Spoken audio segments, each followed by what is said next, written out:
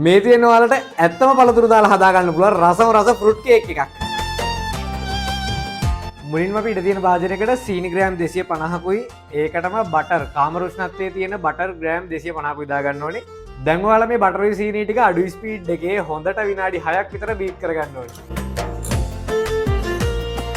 අපි මේකට බිත්තර 4ක් පාවිච්චි කරනවා. බිත්තර 4 පාරකට එකතු කරලා තමයි බීට් කරගන්න ඕනේ.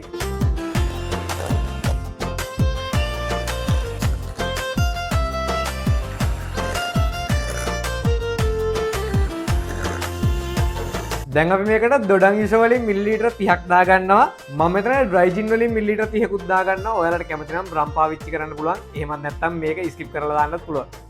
වැනිලා පාම් පිටි ග්‍රෑම් 250යි බේකින් පවුඩර් තේ හැඳි 2යි.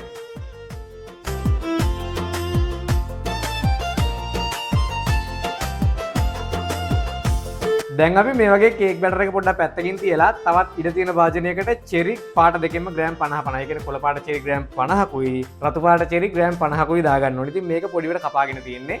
වියලි මිදි ග්‍රෑම් 50යි, කජු ග්‍රෑම් 50යි, ඇට ඉවත් කරගෙන පොඩිවට කපාගත්ත රටින්දි ග්‍රෑම් 100යි. දැන් අපි මේ පළතුරු වලට පාම් පිටි වලින් ග්‍රෑම් 50ක් විතර දා ගන්නවා.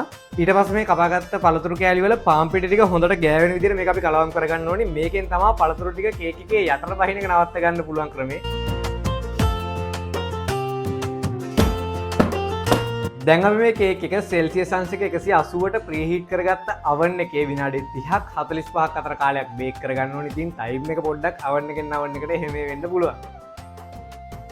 ඔන්න දැන් නම් අපේ කේක් එක නියමයට බේක් වෙලා තියෙන්නේ. දැන් අපි මේක හොඳට නිමෙන්න තියලා මේක කෑලි වලට කපා ගමු.